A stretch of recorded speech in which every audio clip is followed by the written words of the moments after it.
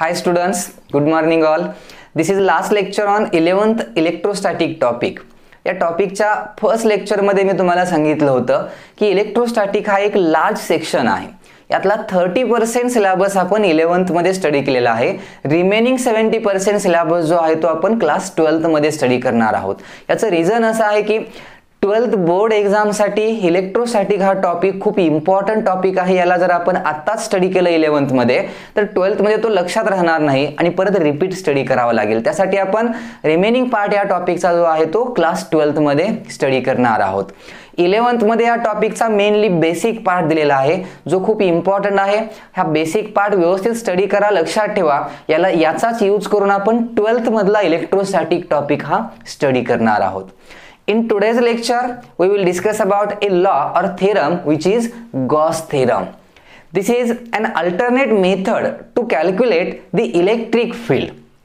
याच्या आधी आपण कुलॉम्स लॉ स्टडी केला होता आणि त्या कुलॉम्स लॉचा यूज करून इलेक्ट्रिक फील्ड कशी कॅल्क्युलेट करायची हे स्टडी केलेलं आहे. मग त्यामध्ये electric field due to a point charge और system of charges, electric field along the axis of dipole, along the equator of dipole, अशा डिफरंट फॉर्म्युलाज आपण स्टडी केल्या होत्या. गॉस लॉचा यूज करूनही आपण इलेक्ट्रिक फील्डच कॅल्क्युलेट करू शकतो सिंपल वेनं. आता गॉस थेरम हे आर्टिकल 11th मध्ये लास्टचा आर्टिकल दिलेला आहे आणि 12thचा सिलेबस जर तुम्ही बघितला, बुक बघितलं तर 12वी मध्ये 12th मधला जो सिलेबस आहे त्यातला पहिला पॉइंट जो आहे इलेक्ट्रोस्टॅटिक टॉपिक मधला तो गॉस थेरमच आहे. म्हणजे गॉस थेरम 11th मध्ये लास्टचा पॉइंट आहे आणि तोच पॉइंट 12th मध्ये फर्स्ट आहे. म्हणजे इथून पुढेच तो पार्ट जो आहे तो स्टार्ट होतोय. त्यामुळे 11th मध्ये आपण फक्त गॉस थेरम स्टडी करणार आहोत आणि याचा यूज करून इलेक्ट्रिक फील्ड कशी फाइंड आउट करायची सिंपल वेनं ते आपण 12th मध्ये स्टडी करणार आहोत. ज्याचे व्हिडिओज मी अपलोड केलेले आहेत जे इलेक्ट्रोस्टॅटिक क्लास 12 या प्लेलिस्ट मध्ये तुम्ही बघू शकता. So let's discuss what is Gauss law. Gauss law is related to a flux, electric flux. Gauss law use कसा करायचा हे ऍप्लिकेशन मध्ये आपण स्टडी करणार आहोत. पण ऍक्च्युअल मध्ये गॉस थेरम किंवा गॉस लॉ काय आहे किंवा यामध्ये काय सांगितलं आहे हे आपण याच्या प्रूफ थ्रू थोडं इथं डिस्कस करणार आहोत. गॉस लॉचं जे स्टेटमेंट आहे ते मी ऑलरेडी इथं लिहून ठेवलंय. आपण याच स्टेटमेंटला घेऊन नंतर याला प्रूव्ह करणार आहोत नक्की काय सांगितलंय गॉस लॉच्या स्टेटमेंटमध्ये. Okay, according to Gauss theorem और Gauss law the total electric flux through any closed surface is equal to the net charge enclosed by the surface divided by epsilon naught. आता statement वाचल्यानंतर लवकर लक्षात येणार नाही. Proof याचं ज्यावेळी आपण बघेल कंप्लीट लॉस प्रूव्ह केल्यानंतर लक्षात येईल की हे स्टेटमेंट एक्झॅक्टली असं का दिलं होतं. यामध्ये एक वर्ड आलाय फ्लक्स. इलेक्ट्रिक फ्लक्स माहिती आहे आपल्याला. Electric flux we use symbol phi. Phi is a symbol used for electric flux. आपल्याला माहित आहे याच्या आधीचा व्हिडिओ फ्लक्स वरती आहे, बघितला असेल तर लगेच लक्षात येईल. And electric flux can be calculated by using formula E bar dot S bar. हा फॉर्म्युला आहे ना, किंवा याचा प्रोडक्ट घेतला तर आपण याला लिहितो E S cos theta. This is the formula use to calculate the electric flux. Electric flux calculate करण्याचा हा बेसिक फॉर्म्युला आहे. पण गॉस लॉ मध्ये आपल्याला हाच इलेक्ट्रिक फ्लक्स एका दुसऱ्या मेथडनं कॅल्क्युलेट करता येतो हे सांगितलंय आणि ती एकदम सिंपल मेथड आहे. फक्त कुठल्या तरी एका पर्टिक्युलर कंडिशनलाच ती मेथड आपण यूज करू शकतोय. आता हा गॉस थेरम असा फॉर्म्युला नाहीये. This is the formula of electric flux according to its definition. फ्लक्सच्या डेफिनेशन वरून आपण हा त्याचा फॉर्म्युला तयार केला होता. गॉस थेरम मध्ये जो फॉर्म्युला मिळणार आहे तो ही फ्लक्स साठीच मिळणार आहे. कारण परत आता वाचा statement. Now according to Gauss theorem total flux, आता फ्लक्स म्हटलं की फाय हे सिम्बॉल आलं. Total flux phi through passing through any closed surface is equal to, म्हणजे हा फ्लक्स एखाद्या सरफेस मधून पास होणारा हा इक्वल टू आहे कुणाला, is equal to the net charge enclosed. Net charge, charge म्हटलं की सिम्बॉल आलं Q. Net charge enclosed by the surface divided by epsilon naught. म्हणजे त्या चार्जला कशाने डिवाइड करायचंय, इप्सिलॉन नॉट. म्हणजे हा फ्लक्सचाच फॉर्म्युला आहे असं गॉसचं म्हणणं आहे. According to Gauss theorem, this is the formula used for flux, electric flux. आपल्याला हा माहिती होता. मग हा असा कसा काय येतोय formula, electric flux phi equal to charge upon epsilon naught, अशा टाइपमध्ये हा फॉर्म्युला यूज करता येतोय का, आणि हा ट्रू आहे का याला आपण प्रूव्ह करणार आहोत. म्हणजे हा असा येऊ शकतो का. मग याला प्रूव्ह करण्यासाठी एक एक स्टेप जाईल तसं या स्टेटमेंटचं आणखी अंडरस्टँडिंग होत जाईल की हा फॉर्म्युला असा यूज करू शकतो आपण, आणि त्याचं रिझन जे आहे ते त्याच्या प्रूफमध्ये कळतं. आता गॉस थेरम प्रूव्ह करण्याच्या 2 मेथड्स आहेत. या 2 मेथड्समध्ये एक मेथड जी आहे ती सिमेट्रिक आहे आणि दुसरी असिमेट्रिक आहे. स्टेट बोर्डच्या बुकमध्ये बघाल किंवा एनसीईआरटी मध्ये बघितलं तर ते एक असिमेट्रिक मेथड दिलेली आहे, पण त्याचा ऍक्च्युअल मध्ये यूज जास्त नाहीये. आणि तुम्ही जर रेफरन्स बुक फॉलो केली तर त्यामध्ये सिमेट्रिक मेथड दिलेली आहे आणि त्याच मेथडचा यूज आपल्याला न्यूमेरिकल सॉल्व्ह करताना किंवा याची ऍप्लिकेशन स्टडी करताना करायचं आहे. आपण दोन्ही मेथडने याला प्रूव्ह करून बघूया. दोघांचं प्रूफ तर सेमच येणार आहे, लॉ प्रूव्ह करतोय आपण. So first of all we will consider the symmetric method to prove this Gauss theorem. Prove करायचे म्हणजे आपल्याला हे प्रूव्ह करायचे फ्लक्स एवढा येतोय का चेक करायचे. आणि कशातून पास होणारा flux, flux passing through any closed surface. आता क्लोज्ड सरफेस म्हणजे काय तर ड्रॉ केल्यानंतर लक्षात येईल. Now I consider here a charge Q which is a positive charge. एक पॉझिटिव्ह चार्ज मी इथं काय केलाय, कन्सिडर केलाय. Now this is the electric field due to this positive charge. आपल्याला माहित आहे या लाइन्सना काय म्हणतो आपण, electric lines of force. And for positive charge these lines are in outward direction. Outward direction अशा काय असतात, ह्या लाइन्स असतात. So this is the electric field in the surrounding space of this positive charge. Now I consider a point, say P point. एक P point मी इथं consider केला. This P point is in the electric field of this charge. या चार्जच्या electric field मध्ये एक P point मी consider केलाय. And this point P is at a distance R from this charge. या charge पासून P पॉइंटचं distance किती आहे, R. आणि जर मी आता विचारलं what is the magnitude of electric field at point P, लगेच लक्षात आलं पाहिजे या पी पॉइंटला इलेक्ट्रिक फील्डची मॅग्निट्यूड किती असेल. तर आठवायचं आर्टिकल कोणतं, electric field due to a point charge. And we derive the formula for this electric field at point P equal to electric फील्डचा फॉर्म्युला पॉइंट चार्ज मुळे 1/4 पाय इप्सिलॉन नॉट. आता epsilon naught घेतलं याचा अर्थ इथं medium कोणतं consider केलंय आपण, एअर ऑर व्हॅक्यूम, किंवा ज्याला आपण फ्री स्पेस म्हणतो. मीडियम दुसरं असतं तर एअर किंवा व्हॅक्यूम नसेल तर सिम्पली इप्सिलॉन लिहितो आपण, नॉट लिहित नाही, किंवा इप्सिलॉन नॉट इंटू के लिहितो आपण त्याला. आता यामध्ये constant into charge Q divided by distance square आपण हा फॉर्म्युला डिराइव्ह केलेला आहे. This is the amount of electric field or magnitude of electric field at point P due to this point charge Q. आता या पॉइंटला P पॉइंटला एवढी काय आहे, इलेक्ट्रिक फील्ड आहे. Now here we are going to consider an imaginary surface. इथं आपण एक इमॅजिनरी सरफेस कन्सिडर करणार आहोत. आता कुठला सरफेस म्हणाल तुम्ही, तर एक क्लोज्ड सरफेस. आता क्लोज्ड सरफेस म्हणजे कसला, तर मी इथं उभा आहे, या रूम मध्ये आहे मी. So for me this room is a closed surface. चारी बाजूंनी पॅक असेल तर त्याला काय म्हणतो आपण, क्लोज्ड सरफेस म्हणतो. एखादा स्पियर असेल बघा, आतून हॉलो आहे पण स्पेरिकल सरफेस आहे, सगळ्या साइडनं पॅक आहे ना, that was also a closed surface like that. तसा एखादा क्लोज्ड सरफेस आपल्याला कन्सिडर करायचा आहे. आता इथं त्या सरफेसला गॉसियन सरफेस आपण म्हणणार आहोत, पण तो कन्सिडर ऍक्च्युअली कसा करायचा, तर here we have to consider a closed surface. आता इथं मी क्लोज्ड सरफेस असा कन्सिडर करणार आहे की तो सिमेट्रिक असावा. सिमेट्रिक म्हणजे कसा, अगोदर कसा ड्रॉ करतोय बघा. सपोज या चार्ज पासून ह्या पॉइंटचं डिस्टन्स किती आहे, R. इथून मी या लाईन वरती असा एक पॉइंट घेतो ज्याचंही डिस्टन्स R असेल. असे पॉइंट्स घेतो मी ज्या पॉइंटचं डिस्टन्स, या सगळ्या पॉइंटचं डिस्टन्स जे आहे हे चार्ज पासून किती सेम आहे, R. And now I will join these points. या पॉइंट्सना मी जॉईन करून इथं काय केलंय, कसा सर्क्युलर सरफेस तयार केला.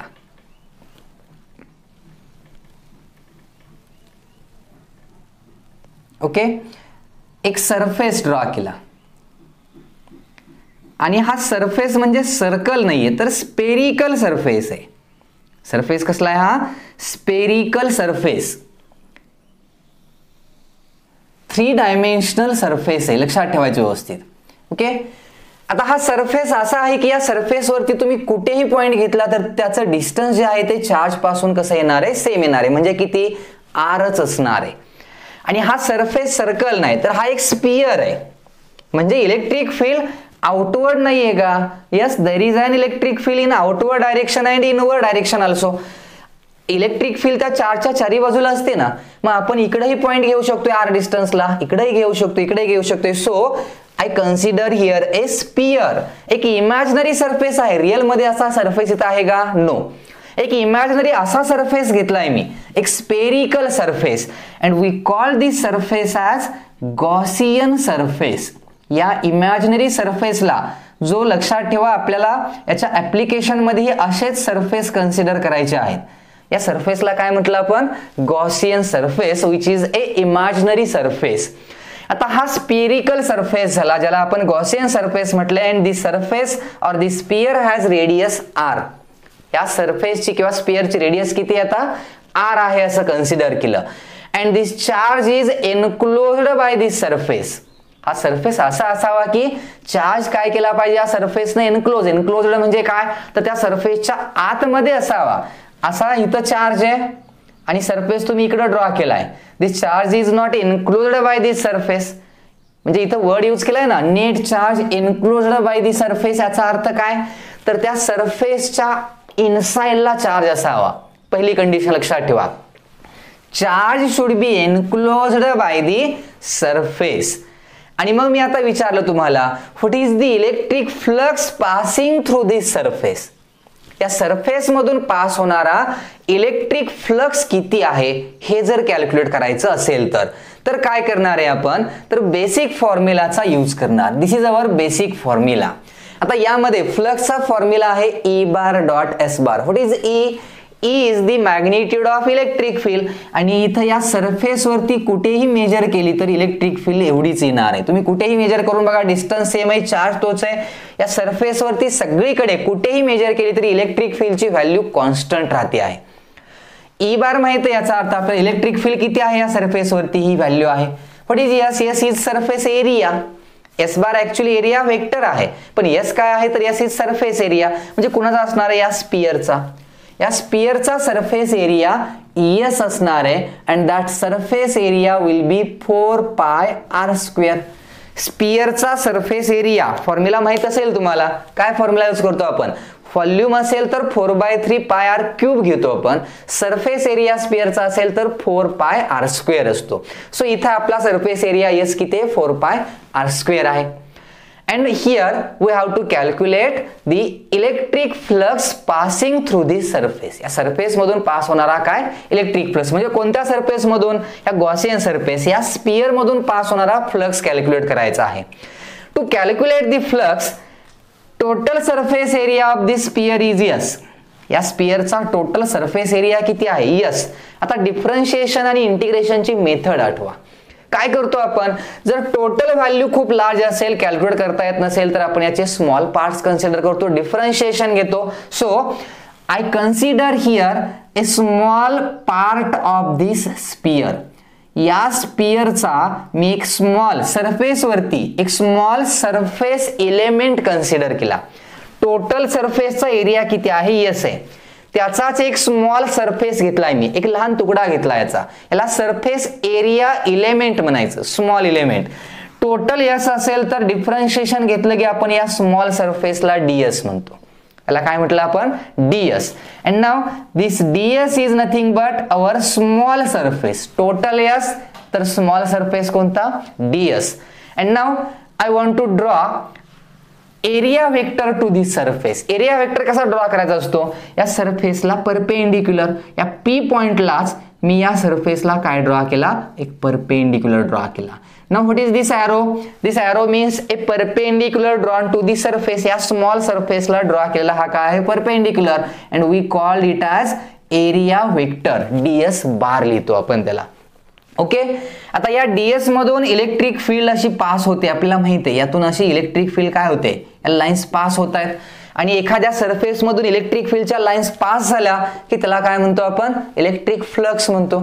So there is an electric flux passing through this surface. Small surface, टोटलचा आपण विचारच करत नाही इथं.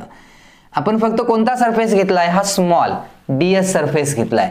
And an electric flux passes through this surface. आता या पी पॉइंटला इलेक्ट्रिक फील्ड किती आहे, एवढी इलेक्ट्रिक फील्ड आहे आपण आधीच सांगितलंय. And electric field is in outward direction for positive charge.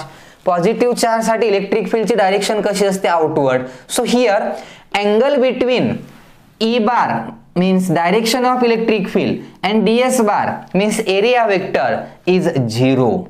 या दोघांमधला अँगल किती, 0, because both are in same direction. E bar आणि ds बार म्हणजे इलेक्ट्रिक फील्ड आणि एरिया वेक्टर सेम डायरेक्शन नसल्यामुळे दोघांमधला अँगल किती आहे, तर 0 आहे.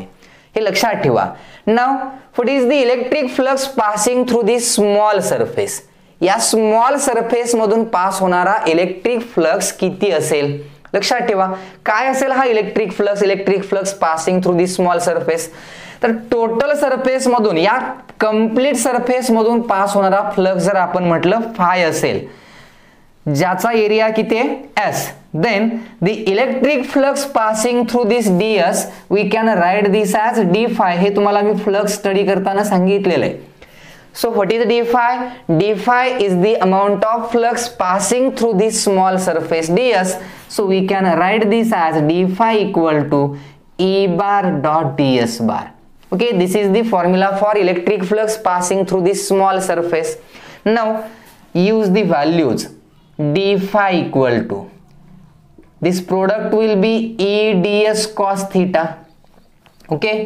Now what is the formula for E? Electric field will be 1 upon 4 pi epsilon naught q by r square into ds, and here theta is 0. theta ची value किती आहे, इथं 0 आहे ना. So cos theta will be 1.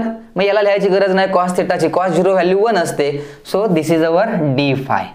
Now what is d phi? This is the amount of flux passing through this small surface. Now I want to calculate the flux passing through this complete surface. या complete surface मधून pass होणारा flux जर मला calculate करायचा असेल तर काय करावं लागेल, then we have to integrate this equation. लक्षात आहे, आठवतंय मी सांगितलं होतं, टोटल व्हॅल्यू कॅल्क्युलेट करायची असेल तर इंटिग्रेशन करतो आपण. म्हणजे या इक्वेशनला जर तुम्ही इंटिग्रेट घेतलं, integration is exactly similar to summation. Add करतो आपण त्याला, फक्त व्हेरिएबल पॅरामीटर असतील तर इंटिग्रेशन घेतो आपण. So here we take integration of d phi. म्हणजेच इंटिग्रेशन कुणाचं, तर या टर्मचं. Here 1 upon 4 pi epsilon naught into q by r square into ds. आणि integration d phi, derivative integration एकमेकांच्या एक्झॅक्टली अपोजिट असतात, कॅन्सल होतात. And we get here only phi. And what is phi? Phi is the flux passing through this total surface. या total surface मधून pass होणारा flux झाला phi. आता integration solve करण्याचे काही रूल्स आहेत, कॅल्क्युलस मध्ये तुम्ही बघितलंय. To solve the integrations, first we take constant terms outside the integration. Constant terms आपण इंटिग्रेशनच्या बाहेर घेतो. आता इथं कॉन्स्टंट काय आहेत, तर हा तर कॉन्स्टंटच आहे, आपण याला के म्हणतो होतो, आठवतंय 9 × 10⁹ व्हॅल्यू असते याला, म्हणजे ही टर्म कॉन्स्टंट आहे. Charge Q is also constant, चार्जची व्हॅल्यू ही कॉन्स्टंट आहे. So charge Q is also constant. R हे डिस्टन्स हे कॉन्स्टंट आहे. बघा सरफेस वरती कुठेही पॉइंट घ्या तुम्ही, हे डिस्टन्स काय राहणार आहे, कॉन्स्टंट असणार आहे. रेडियस घेऊ शकतोय आपण त्या सरफेसची. So r square is also constant, but ds is not constant. Ds हा सरफेस एवढा आहे, मग तो डीएस हा सरफेस चेंज होत जाणार, म्हणजे इन्क्रीज होत जाणार, आणि टोटल किती होणार, तो S. So ds is variable. So here we take integration of ds only. Ds चं फक्त काय घ्यावं लागेल, आपल्याला इंटिग्रेशन घ्यावं लागेल. नाउ सी दिस, ह्या कॉन्स्टंट टर्म मी आहे अशा लिहितो, Q by R square into what is integration ds. आता डीएस इथं आहे, इथं तसाच सेम पार्ट घेतला आम्ही. याचाही सरफेस एरिया किती आहे, डीएस. इथे घेतला, याचाही एरिया किती आहे, डीएस. असे स्मॉल स्मॉल पार्ट आहेत. Integration ds is similar to summation ds. म्हणजे ऍडिशन करायची आपल्याला. असे जेवढे स्मॉल एरिया असतील ना इथं, डीएस डीएस डीएस, त्या सगळ्यांची काय करायची, ऍडिशन. काय मिळेल तुम्हाला जर सगळ्यांची ऍडिशन केली तर टोटल काय मिळेल, टोटल एरिया मिळेल ना. हा स्मॉल एरिया आहे, आणि समेशन डीएस घेतला तर काय मिळणार, total surface area. Total surface area is S, आणि s ची व्हॅल्यू तर किती होती 4 pi r square. So here we can write integration ds as 4 pi r square. का? इंटिग्रेशन ds म्हणजे टोटल सरफेस, सगळं ऍड केलं की टोटल सरफेस मिळतो and total surface area is 4 pi r square. So we can write here as 4 pi r square. So here 4 pi gets cancelled, r square gets cancelled and we get formula phi equal to q upon epsilon naught. काय result काय आलाय बघा आपला इथं, phi equal to. हे use करायचं नाहीये तुम्हाला कुठं, मी तुम्हाला हे असं गॉस थेरमचं जे प्रूफ होतं ते सांगितलं इथं की हा फॉर्म्युला येऊ शकतो. आपल्याला याची गरज आहे फक्त, फॉर्म्युला फक्त गॉस थेरमचा रिक्वायर्ड आपल्याला. आता यामध्ये फ्लक्स phi इक्वल टू काय फॉर्म्युला आला, q by epsilon naught. Electric flux phi equal to charge upon epsilon naught. So this is the amount of electric flux passing through this sphere. या sphere मधून pass होणारा हा एवढा काय मिळतो आपल्याला, इलेक्ट्रिक फ्लक्स मिळतो. लक्षात आलं? तर आता कॅल्क्युलेट कसा करायचा आहे, तर q बाय इप्सिलॉन नॉट हा कॉन्स्टंट आहे. Permittivity of free space constant आहे 8.85 इंटू 10⁻⁻12. याची एक युनिव्हर्सल कॉन्स्टंटची व्हॅल्यू आहे. आता रिमेनिंग काय आहे, तर q फक्त. What is q? q is the charge enclosed by this surface. या सरफेसच्या इनसाइडला असलेला हा काय चार्ज आहे. मग हा चार्ज जर सरफेसच्या आतमध्ये नसता तर हा फॉर्म्युला यूज करता आला असता का? नाही. याचा अर्थ गॉस थेरमचा जो फ्लक्सचा फॉर्म्युला आहे तो आपण प्रत्येक वेळी यूज करू शकत नाही. मग कधी यूज करायचा? We use this formula to find और to calculate the electric flux through a 3 dimensional bodies और क्लोज्ड सरफेस. एखादा मी जर असं म्हटलं की नोटबुकच्या पेज मधून, नोटबुक नाही म्हणत मी, या नोटबुकच्या एका पेज प्लेन झाला तो, and find the electric flux passing through this surface. याला तुम्ही हा फॉर्म्युला यूज नाही करू शकत, because there is no charge included inside this surface. 2 dimensional object, इथं इनसाइडला कुठे येणारच नाही चार्ज. अशा वेळी हा बेसिक फॉर्म्युला आपला आहे तोच यूज करतो आपण. But if our surface is 3 dimensional body, volume ज्याला असतो असा म्हणतो आपण, असा सरफेस असेल closed surface, then we can use this formula. आणि त्यातही अजून एक कंडिशन, पहिली कंडिशन कळाली, when we use this Gauss theorem formula to calculate flux if our surface is a closed surface और 3 dimensional body. And second condition is our charge should be enclosed by the surface. Charge कुठं असावा, त्यासाठी त्या सरफेसच्या आतमध्ये असावा, तरच हा formula आपण गॉस थेरमचा यूज करू शकतोय. So according to Gauss theorem electric flux, बघा आता, electric flux through any closed surface, म्हणजे इथं कोणता सरफेस आपला, हा स्पियर, ज्याला कसला सरफेस म्हटलंय आपण, गॉसियन सरफेस. याला काय म्हणायचं, Gaussian surface. And electric flux through any closed surface means Gaussian surface is equal to net charge enclosed by the surface. Net word काय यूज केला ते आणखी आपण पुढे बघणार आहोत. Net charge enclosed by the surface, सरफेसने इन्क्लोज केलेला नेट चार्ज म्हणजे q divided by epsilon not.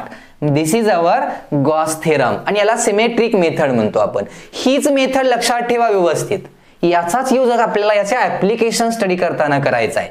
मग दुसरी कोणती मेथड आहे, तर यामध्ये आणखी एक मेथड आहे असिमेट्रिक मेथड.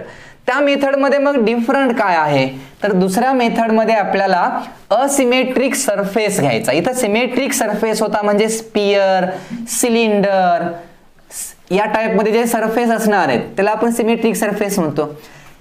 असिमेट्रिक सरफेस असेल तर काय करायचं, त्याला थोडी मॅथमॅटिकल मेथड आहे. आता बघा तुम्ही, हा जो प्रूफ आहे याचा यूज कुठं नाहीये, पण प्रूफ थेरीसाठी माहित असावा म्हणून सांगतोय मी. आता सेकंड मेथड अशी आहे, now we have a charge. तीच मेथड आहे, एक चार्ज आपण इथं कन्सिडर केला होता. दिस इज चार्ज q, एका पॉइंट चार्ज आहे. Now there is an electric field in the surrounding space of this charge. या चार्जच्या सराउंडिंग स्पेस मध्ये त्याची काय आहे, इलेक्ट्रिक फील्ड आहे.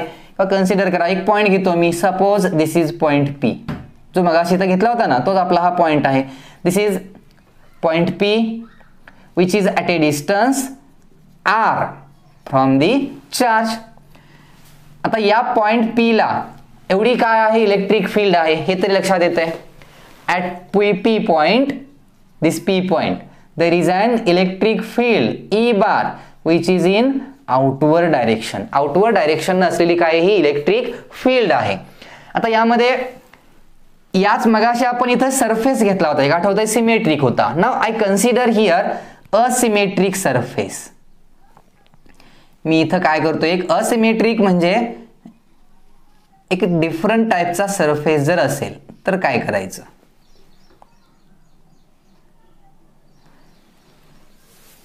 like this. I consider here a surface. This is our surface. याला आपण काय सरफेस म्हटलं होतं, गॉसियन. ऍक्च्युली असा घ्यायचाच नाही. एक्झाम्पल्स नंतर 12th मध्ये ज्यावेळी आपण याची सॉल्व करू, ऍप्लिकेशन बघितलं जातील त्यावेळी लक्षात येईल आपल्या. This is our surface, symmetric नाहीये. Now here we have to calculate the electric flux passing through this surface. Total surface एरियाला किती आहे याचा म्हटलं आपण, यस आहे असं म्हटलं.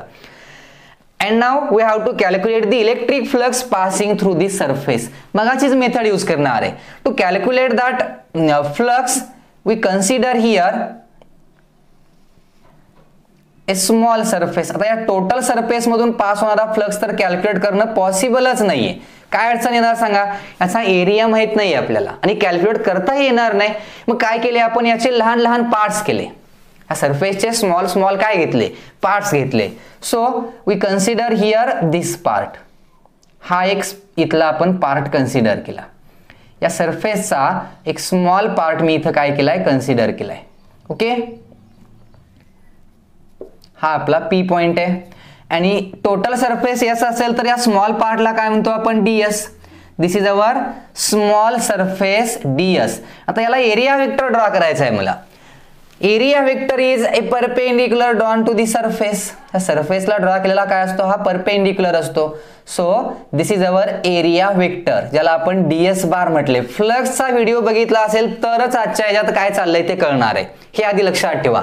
इलेक्ट्रिक फ्लक्सचा व्हिडिओ व्यवस्थित बघा, हे लक्षात येईल. Now here this is our area vector. Now E bar and DS bar are not in same direction. मगाशी दोघांमधला अँगल 0 होता. Now there is some angle in between these two, say theta. दोघांमध्ये angle किती आहे आता, theta आहे. Now this is the direction of electric field, this is the direction of area vector, and now what is the electric flux passing through this surface. या ds मधून pass होणारा electric flux किती, हा flux झाला. लक्षात आलं, हा फ्लक्सच आहे. This is the amount of flux passing through this surface. आता यामध्ये थीटा इथं हेच लिहितोय मी, d phi. What is d phi, d phi is the flux passing through this surface. And it will be E bar dot ds bar. Its product will be E ds cos theta. Electric फील्डची value माहित आहे, इथे P पॉइंटला electric field एवढीच आहे, use केली ds, but here theta is not 0, so there is cos theta also. So this is the amount of flux passing through this small surface ds. याच्या पुढचा पार्ट थोडा चेंज होतो. इथे आपल्याला एक कन्सेप्ट यूज करायचे, which is solid angle concept. आपल्याला solid अँगलची कन्सेप्ट यूज करायची. मॅथ्स मध्ये तुम्ही हे स्टडी करणार आहात. 3 डायमेन्शनल अँगल असतो. आपण जो घेतो तो अँगल हा 2 डायमेन्शनल असतो. आपला रेग्युलर अँगल मॅथ्स मध्ये जो कन्सिडर करतो आपण, that was our 2 dimensional angle. 3 dimension मध्ये जर अँगल कन्सिडर केला, 3D जॉमेट्री मध्ये तुम्हाला मॅथ्स मध्ये हे स्टडी करायचे. 3 डायमेन्शनल अँगल हा कसा असतो, तर 3 डायमेन्शनल अँगल घेताना सपोज एखादा सरफेस आहे, हा असा सरफेस असेल आपल्याकडे, suppose like this. This is our surface and this is the reference point. एक पॉइंट आहे. Now the angle subtended by this surface, या सरफेस न या पॉइंटला असा एक अँगल सबटेंड केलेला असेल तर like this. ह्याचे जे सगळे कॉर्नर्स आहेत, angle subtended bye these all the surfaces or sides with that point. 3 dimensional angle ज्याला म्हणतो आपण, कोन बघितलाय ना आपण, त्या टाइप मध्ये लाईक दिस. एक स्पियर असेल, एक प्लेट आहे पण स्पेरिकल प्लेट आहे, and the angle subtended bye that spherical plate. पण अँगल हा 2 डायमेन्शन मध्ये एवढाच अँगल नाही, फक्त असा अँगल नाही तो, तर सगळ्या साइडनं घेतलेला अँगल. हा जो अँगल असतो इथं कोन न केलेला जो अँगल आहे, that angle, this angle is known as solid angle. याला काय म्हटलं जातं, this is our solid angle subtended by this surface at this point. या पॉइंट सोबत ह्या सरफेसनं सबटेंड केलेला जो अँगल असतो 3D अँगल, त्या अँगलला काय म्हटलं जातं? Solid angle. आणि याला कॅल्क्युलेट करण्याची मेथड आहे. सपोज हा या सरफेसचा एरिया ए आहे. याचा सरफेस एरिया किती आहे? ए. याचं डिस्टन्स जे आहे ते आर आहे. आणि इथला जो अँगल आहे किंवा याचा जो एरिया वेक्टर असतो इथला, यातला अँगल थीटा असेल, then the formula for solid angle, solid angle साठी सिम्बॉल ओमेगा. हे मॅथ्स मध्ये होणार आहे तुम्हाला, मी फक्त सांगतोय याचा फॉर्म्युला कसा घेतला जातो. ओमेगा विल बी, ओमेगाचा फॉर्म्युला असतो surface S cos theta divided by R square. हा फॉर्म्युला असतो. हा तुम्हाला होईल नंतर फॉर्म्युला, याचा युजही करायचा नाही कुठं, फक्त माहित असावं म्हणून सांगितलं. This is the solid angle. आणि मग इथं आपण तसं जर कन्सिडर केलं, so here our point is, हा पॉइंट चार्ज झाला Q, and this DS surface, हा डीएस सरफेस जो आहे, हा surface, this surface makes a solid angle D omega म्हणूया आपण. टोटल नाहीये ना अँगल हा, मग टोटल नसेल अँगल हा तर डी ओमेगा लिहूया. टोटल ओमेगा तर स्मॉल अँगल किती? D omega. या स्मॉल सरफेसने केलेला हा सॉलिड अँगल इथला डी ओमेगा कन्सिडर केला. तर इथं आपल्या लक्षात येईल, याला मी असं रिअरेंज करतोय, D phi equal to Q upon 4 pi epsilon naught into DS cos theta upon R square. आणि इथं जर बघितलं तर तो सॉलिड अँगलचा फॉर्म्युला तयार होतो. तिथं एस आहे, इथं डीएस आहे, surface area cos theta by R square. आणि हा सॉलिड अँगलचा फॉर्म्युला आहे, त्यामुळे याच्याऐवजी आपण इथं काय लिहू शकतोय? D phi equal to Q upon 4 pi epsilon naught into D omega. Where d omega is solid angle subtended by surface with the charge. म्हणजे ह्या पॉइंटला O पॉइंट म्हणा सरळ, solid angle subtended by this ds surface with O. 3 dimensional angle असतो हा. तुम्ही म्हणाल की हे d ओमेगा वगैरे पहिल्यांदाच ऐकतोय, सॉलिड अँगल काय मॅथ्स मध्ये होणार आहे, झाल्यानंतर लक्षात येतं आणि त्याला काही जास्त युजही करायचं नाही. त्यामुळे एखादा वर्ड लक्षात ठेवू शकताय, डी ओमेगा काय तर सॉलिड अँगल आहे, बस झालं, एवढंच लक्षात ठेवा. What is d omega? Solid angle subtended by this ds at point O. O पॉइंटला या ds न सबटेंड केलेला हा काय आहे? एक सॉलिड अँगल आहे. सिंपल मेथड मध्ये असं मिळतो आपल्याला. So this is flux passing through this ds. ह्या ds मधून पास होणारा हा काय मिळाला आपल्याला? फ्लक्स मिळाला. Now what is the electric flux passing through this complete surface? या कंप्लीट सरफेस मधून पास होणारा इलेक्ट्रिक फ्लक्स काय असेल? मग कसा कॅल्क्युलेट करता येईल तो फ्लक्स? तर काय करावं लागतं?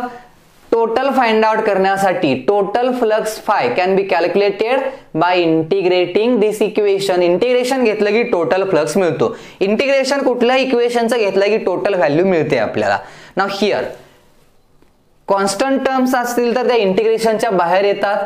चार्ज कॉन्स्टंट आहे, ते 1/4 पाय इप्सिलॉन नॉट तर कॉन्स्टंटच टर्म असते. So integration D omega. यात फक्त डी ओमेगा कॉन्स्टंट नाहीये, बाकी सगळ्या टर्म कॉन्स्टंट आहेत, इंटिग्रेशनच्या बाहेर घेतल्या. Then what is D omega? D omega म्हणजे या डीएस न ओ पॉइंट सोबत केलेला सॉलिड अँगल. तर ओमेगाचा म्हणजे डी ओमेगाचं इंटिग्रेशन घेतलं म्हणजे हा टोटल अँगल होणार, तो कंप्लीट सरफेस न ओ पॉइंट सोबत केलेला अँगल. आणि कुठल्याही 3 डायमेन्शनल ऑब्जेक्टनं त्याच्या आतमध्ये असलेल्या इनसाइडला असलेल्या पॉइंट सोबत केलेला जो टोटल अँगल असतो, जसं सर्कलला म्हणतो ना आपण, सर्कल असेल आणि सेंट्रल पॉइंट घेतला, then the angle subtended by the circumference with the centre is 360 degree असं जे म्हणतो आपण. आणि 360 ला कसं लिहितो आपण? 2 पाय लिहितो. लाईक धिस एखाद्या 3 डायमेन्शनल बॉडीनं सबटेंड केलेला आतल्या साईडला असलेला पॉइंट जो टोटल अँगल असतो चारी बाजूच्या सरफेसनं केलेला angle, that angle will be considered as 4 पाय. So total angle subtended by surface और 3 डायमेन्शनल बॉडी इज ऑलवेज 4 पाय. इंटिग्रेशन डी ओमेगाची व्हॅल्यू 4 पायच असते, कॉन्स्टंट आहे ते. हे झाल्यानंतर होईल, तुम्हाला लक्षात येईल 3D geometry मध्ये. So here we get result 4 pi gets cancelled and we find this result as q upon epsilon naught. म्हणजे तोच रिझल्ट मिळाला गॉस थेरमचाच. म्हणजे याही सरफेस मधून पास होणारा इलेक्ट्रिक फ्लक्स तेवढाच आहे की ते q बाय इप्सिलॉन नॉट. मग सिमेट्रिक असेल असिमेट्रिक असेल सरफेस, 3D सरफेस असावा क्लोज्ड सरफेस असावा आणि charge should be enclosed bye that surface, म्हणजे चार्ज त्या सरफेसच्या आतमध्ये असावा. तर मग त्या सरफेस मधून पास होणारा जो इलेक्ट्रिक फ्लक्स असतो that flux can be calculated by using this formula. आता इथं क्यू नेट वर्ड का यूज केलाय, कारण यामध्ये इनसाइडला suppose this is charge Q1, there is one more charge Q2, there is one more charge Q3 आणि असे n नंबर ऑफ चार्ज आहेत. मग अशा वेळी काय करणार, तर जो कितीही चार्ज असू द्या सरफेसच्या आतमध्ये सगळ्यांमुळेच फ्लक्स पास होणार आहे. मग Q1 मुळे एवढा आहे, हा फ्लक्स कोणामुळे झाला Q1. Q2 मुळे किती असेल, phi2 will be Q2 by epsilon naught. Second charge आहे ना, या Q2 मुळे पास होणारा या सरफेस मधून फ्लक्स किती येणार, phi2 will be Q2 by epsilon naught. आणि अशा n नंबर ऑफ चार्जेस असतील तर n नंबर चार्ज मुळे असणारा Qn बाय इप्सिलॉन नॉट. प्रत्येक चार्ज साठी तीच कंडिशन राहणार आहे. आणि सगळे एकदम इथं प्रेझेंट असतील आतमध्ये इनसाइडला, then we can calculate the total flux by adding the charges Q1 Q2. मग असे n नंबर ऑफ चार्जेस असतील तर सगळ्यांची ऍडिशन करायची डिवायडेड बाय इप्सिलॉन नॉट, सगळ्यांना डिवायडेड बाय इप्सिलॉन नॉट तर आहेच. हे काय रिप्रेझेंट करतंय मग, this is the total or net charge enclosed by surface. एकच चार्ज सरफेसच्या आतमध्ये असेल असं नाही, मल्टिपल असू शकतात. मग अशा वेळी काय करायचं, सगळ्यांची सरळ ऍडिशन करायची, अल्जेब्रिक सम घ्यायची आणि मग याला आपण असंही लिहू शकतो total flux will be Q net म्हणूया याला आपण, कॅपिटल Q लिहितो मी, divided by epsilon naught. Multiple charges असतील तर Q नेट, नेट चार्ज म्हणजे सगळ्यांचा टोटल चार्ज फाइंड आउट करायचा. And then you can calculate the electric flux by using this formula and this is the Gauss theorem. हा आपला Gauss theorem होता. मग Gauss theorem मध्ये तुम्हाला की मी म्हटलं होतं इलेक्ट्रिक फील्ड कॅल्क्युलेट करता येते याचा यूज करून, पण इथं तर फ्लक्स कॅल्क्युलेट करतोय आपण, पण याच मेथडचा यूज करणार आहे आपण to calculate the electric field. इथं इलेक्ट्रिक फील्ड नाही कॅल्क्युलेट केली आपण, here we derive a formula for electric flux. Flux साठी एक नवीन फॉर्म्युला डिराइव केला होता, डेफिनेशन वरून हे फॉर्म्युले स्टडी केले होते आपण. आणि दुसरा फॉर्म्युला मिळाला आहे आपल्याला, हा electric flux phi can be calculated by using formula Q by epsilon naught. एक सिंपल फॉर्म्युला तयार होतो. आता याला यूज कसं करायचं, गॉस थेरम यूज करता यायला पाहिजे. इलेक्ट्रिक फ्लक्सचं सांगतोय मी, फ्लक्स कॅल्क्युलेट करायचं असेल तर फील्ड साठी आपण 12th मध्ये स्टडी करणार, याचे ऍप्लिकेशन क्लास 12th मध्ये आपण स्टडी करणार आहोत, ज्याचे व्हिडिओ आहेत अपलोड केलेले, तुम्ही बघू शकताय. नाव हिअर एखादी कंडिशन्स घेऊया. सपोज एक सरफेस आहे, क्युबिकल सरफेस आहे suppose,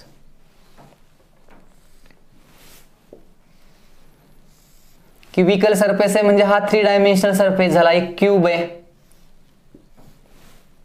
okay, now there is a charge Q which is placed at the center of this cube. या क्यूबच्या कुठं प्लेस केलाय हा चार्ज, सेंटरला.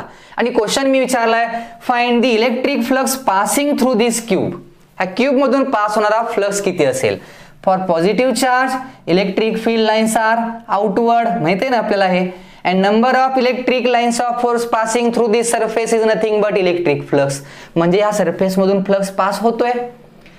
And how can we calculate, this is a 3D surface, charge is inside the surface, सरफेसच्या आतमध्ये charge आहे. आणि suppose याचा surface area yes असेल किंवा सरफेस एरियाची गरज नाहीये, using Gauss theorem flux can be calculated by using this formula Q by epsilon naught. So this is the amount of flux passing through this cube. या cube मधून pass होणारा हा काय झाला, फ्लक्स झाला.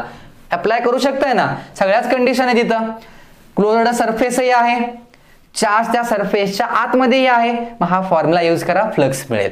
यात असंही विचारतील, find the electric flux passing through one surface of this cube. या सरफेसच्या या क्यूबच्या एका सरफेस मधून पास होणारा फ्लक्स किती आहे असं विचारलं असतं तर काय करावं लागलं असतं. किती सरफेस असतील टोटल, 6 सरफेस. क्यूबला सरफेस किती, 6. इक्वल सरफेस असतात, सिमेट्रिक आहेत. So flux passing through all the surfaces should be equal. प्रत्येकातून जाणारा फ्लक्स किती असणार आहे, सेम असणार आहे. आणि सेम फ्लक्स असेल तर एका सरफेस मधून, सिंगल सरफेस मधून पास होणारा फ्लक्स असेल तर याच्या 1/6 टाइम असणार आहे. So Q/6 epsilon not. 6 न डिवाइड का केलं, टोटल हा एवढा होता, this is the total flux passing through cube. मग एका सरफेस मधून पास होणारा फ्लक्स कॅल्क्युलेट करायचा असेल तर याच्यापेक्षा 6 टाइम्स लेस असणार आहे. So we can divide it by 6. So this is the flux passing through this surface. यामध्ये बऱ्याच कंडिशन आहेत. क्यूब वरती क्वेश्चन्स एक्झामला नीट जेई मध्ये विचारलेले आहेत. यामध्ये अशाही कंडिशन्स येतात. नाउ सपोज इथं सांगतो मी, सपोज सेम तोच क्यूब आहे आपला, but now charge is not enclosed by the surface. म्हणजे त्या सरफेसनं एनक्लोज केलेला चार्ज नसेल तर काय करायचं. This is our surface and now charge is placed on the surface of this charge. या फेस वरती, सरफेस वरती प्लेस केला आम्ही. इथं आहे म्हणजे असा सरफेस आहे या क्यूबचा आणि बरोबर सरफेस वरती प्लेस केलाय. आउटसाइडला नाही येतो, सरफेस वरती आहे. म्हणजे असं समजा की तो अर्धा आतमध्ये आणि अर्धा बाहेर आहे. मग काय होईल सांगा, याच्या इलेक्ट्रिक फील्डच्या लाईन्स इकडंही पास होतीलच की. अशा लाईन्स असतील याच्या इलेक्ट्रिक फील्डच्या. Now these lines are not passing through the cube. Cube मधून या लाईन्स पास होत आहेत का? नाहीत होत.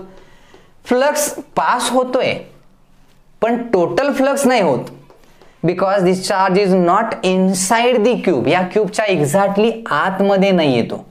मग अशा वेळी काय करायचं, तुमच्या लक्षात येत असेल की हाफ लाईन्स पास होत आहेत, हाफ लाईन्स पास होत नाहीत. पण हे ठरवायचं कशावरून? So here we use method to calculate the flux passing through this cube. याला एक वेगळी मेथड आहे. आता मी असं केलं इथं, suppose I consider here one more imaginary cube. मी इथे एक इमॅजिनरी क्यूब, आणखी एक क्यूब कन्सिडर केला like this. Now there is one more cube. म्हणजे इथे एक क्यूब होता, त्याला इकडून असा एक आणखी एक क्यूब मी इथं अटॅच केला. नाउ हा एकच सरफेस कन्सिडर करा. हा टोटल सरफेस आहे, आता एकच सरफेस आहे. And now this charge is inside this surface. या कंप्लीट सरफेसच्या इनसाइडला गेला चार्ज. इनसाइडला चार्ज असेल तर flux passing through this total surface will be Q by epsilon naught. या टोटल सरफेस मधून पास होणारा फ्लक्स किती आला? Q by epsilon naught. आता परत प्रश्न असा आला की क्वेश्चन हा आहे की आपल्याला फ्लक्स तर या सिंगल क्यूब मधून जाणारा कॅल्क्युलेट करायचा होता. इथं तर सिमेट्रिकल 2 क्यूब्स आहेत. ह्या टोटल सरफेस मधून पास होणारा इलेक्ट्रिक फ्लक्स जर एवढा असेल, हा कशावरून फॉर्म्युला आहे? Gauss theorem. Total flux, total charge आतमध्ये असलेला divide by epsilon naught. 2 cubes मधून पास होणारा फ्लक्स जर एवढा असेल, then what is the flux passing through single cube? We can divide it by 2. म्हणजे या क्यूब मधून पास होणारा फ्लक्स किती असेल? 2 असेल, म्हणजे हाफ असेल. So we can divide it by 2. या टाइप मध्ये घेता येतो. If this charge is at the corner of this cube, तर काय करावं लागलं असतं? हीच मेथड घेतो. But now this charge is placed at the corner. कॉर्नरला प्लेस केला. आता इकडच्या लाईन्स येतील माहिती आहे, पण पाठीमागही लाईन्स जातील. आता अशा वेळी काय करायचं? Now here we consider more cubes like this. इकडं पाठीमागं सेम आहे असे 2 क्यूब्स पाठीमागं कन्सिडर करा. हे 4 क्यूब झाले आता. आणि असेच 4 क्यूब वरती, कारण चार्ज असा वरतीही लाईन्स जातील, याच्या वरतीही असेच आणखी 4 क्यूब्स प्लेस केले. म्हणजे टोटल किती क्यूब? 8 क्यूब प्लेस केले. आणि मग एका क्यूब मधून पास होणारा फ्लक्स आहे तो 1/8 टाइम्स होतो. ही मेथड झाली मी, पण ऍक्च्युअल मध्ये तुम्हाला हे सगळं करत बसण्याची गरज नाही. लक्षात ठेवा फक्त. मग आता याला परत मी रिपीट करतोय. सिंपल मेथड तयार होते यातून. सपोज या क्यूब मधून पास होणारा फ्लक्स कॅल्क्युलेट करायचा आहे. And this is charge cube inside the cube. चार्ज कुठं आहे आता? या क्यूबच्या इनसाइडला आहे. Now what is the flux passing through this cube? It will be Q by epsilon naught. Simply इनसाइडला आहे म्हटलं की सिंपल फॉर्म्युला तयार झाला गॉस थेरम वरून. Now if this charge is at one face, एका फेस वरती असेल, सरफेस वरती असेल, एका फेस वरती आला की लक्षात ठेवायचं हाफ होतो, कारण अर्धा चार्ज बाहेर आहे, अर्धा हाफ चार्ज आत आहे. सो लाईन्स हाफ फ्लक्स या क्यूब मधून जातील, हाफ लाईन्स बाहेर जातील. याच्या निम्म्या लाईन्स कमी झाल्या की फ्लक्स हाफ झाला. चार्ज जर इथं प्लेस केला कॉर्नरला, if we place the charge at the corner, then lines याच्या फक्त 1/8 टाइम्स, किती कॉर्नर असतात असे 8 कॉर्नर्स आहेत तर 8 न डिवाइड करा, 1/8 टाइम्स फ्लक्सची व्हॅल्यू चेंज होते म्हणजे डिक्रीज होते if the charge is placed at the corner. अशी एक कन्सेप्ट आहे. आणखी एक इम्पॉर्टंट कन्सेप्ट सांगतो. Suppose our closed surface is like a cylinder, एक सिलेंड्रिकल सरफेस आहे and there are electric field passes through this surface and flux will be 4 lines आहेत ना. Number of electric field lines is nothing but flux. या surface मधून इकडून अशी electric field enter होते. Okay, मग हा फ्लक्स किती झाला 4. तर इकडूनही लाइन्स किती बाहेर येतील 4च येतील. So this flux is also 4. याला म्हणतो आपण इनवर्ड फ्लक्स, ला म्हणायचं आउटवर्ड फ्लक्स. नाउ हे फ्लक्स मध्ये मी सांगितलंय inward flux is always negative, phi1 म्हणूया आपण याला, and outward flux phi2 is always positive. Now what is the total flux passing through this cylinder? It will B 0. Total flux म्हणजे या दोघांचे addition. So phi1 plus phi2, this total flux will बी 0. -4 + 4 काय होणार 0 होणार. म्हणजे या cube या cylinder मधून पास होणारा फ्लक्स किती 0 आहे 3 डायमेन्शनल बॉडी असेल तर, because there is no charge inside this cube. Charge इकडं कुठेतरी होता आउटसाइडला आणि मग यातून इकडे जाणारा असा फ्लक्स काय होतो 0 होतो. या टाइप मध्ये याला यूज करता आलं पाहिजे. अशा काही कंडिशन्स आहेत. आणि मग यामध्ये जर असं झालं असतं सपोज आउटवर्ड लाइन्स आर नाव 8 लाइन्स. आता आउटवर्ड लाइन्स किती आहेत 8 आहेत. इनवर्ड लाइन्स जे आहेत, इनवर्ड इलेक्ट्रिक फील्ड इज 4 म्हणजे 4 लाइन्स आहेत. phi1 - 4 आहे. But now phi2 is +8. हे पॉसिबल आहे का प्रॅक्टिकली? नाहीये, पण पॉसिबल आहे.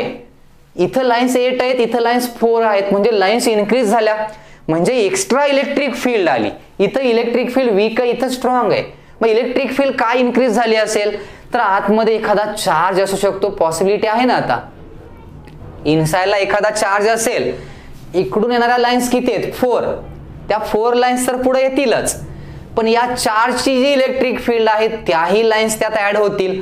म्हणून त्यामुळे कदाचित ह्या लाइन्स 8 झालेत म्हणजे फ्लक्स इन्क्रीज झालाय. मग आता now the flux passing through this cylinder is not 0. हा आता 0 तर नाहीये. किती आला -4 + 8, so it will be 4. Flux किती झाला 4 झाला. आणि हे माहित नव्हतं तुम्हाला आतमध्ये चार्ज आहे की नाही ते. जर एखाद्या 3 डायमेन्शनल बॉडी मधून पास होणारा फ्लक्स 0 नसेल, याचा अर्थ असा घ्यायचा की त्याच्या इनसाइडला 100% चार्ज असणारच. आणि तो जर चार्ज कॅल्क्युलेट करायचा असेल तर कसा कॅल्क्युलेट करणार? तर ऍडिशनल फ्लक्स किती आहे यामध्ये -4 असेल तर इकडं +4 पाहिजे होता, पण इथं 8 आहे.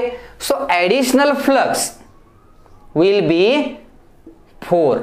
ऍडिशनल फ्लक्स किती आला 4 आला. कुणामुळं? इथं इनसाइडला असलेल्या एखाद्या चार्जमुळे, म्हणजे एखादा चार्ज आहे इथं. And by using Gauss theorem that flux will be Q/ε0. इनसाइडला चार्ज आला की हा फॉर्म्युला घेऊ शकतोय and we can calculate this charge by using this formula. या टाइप मध्ये तो किती चार्ज आतमध्ये असला पाहिजे हेही तुम्ही कॅल्क्युलेट करू शकताय. असंही यूज करा. याला आणखी बऱ्याच मेथड आहेत.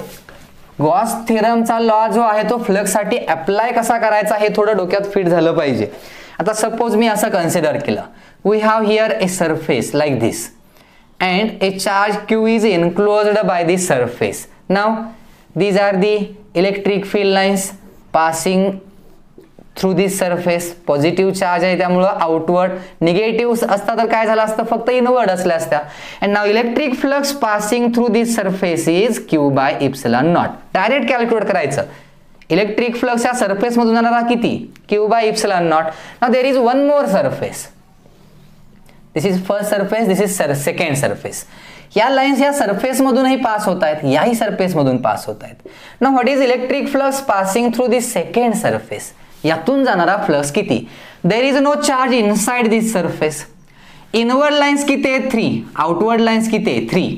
Inward negative -3 flux, outward flux +3. So flux passing through this surface is 0. का?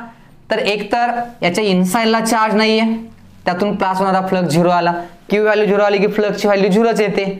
अँड फ्लक्स तुम्ही म्हणा की ह्या लाईन्स तर जात आहेत की मग, पण 3 डायमेन्शनल बॉडी असल्यामुळं जेवढा इनवर्ड फ्लक्स तेवढाच outward flux, inward negative outward positive, त्यामुळे टोटल फ्लक्स हा नेहमी किती घ्यायचा, 0 घ्यायचा. वेक्टर फॉर्म मध्येही घेता आलं पाहिजे एरिया वेक्टर मधून, त्या टाइप मध्ये फ्लक्सला कॅल्क्युलेट करायचंय न्यूमेरिकल सॉल्व करताना, आणखी ते व्यवस्थित लक्षात येईल. So this is the Gauss theorem use to calculate or find electric flux passing through any surface. And by using this Gauss theorem or Gauss law, we can calculate or find the electric field due to different charged distribution किंवा charged bodies like sphere, cylinder, wire. ही applications आपण class 12th मध्ये study करणार आहोत.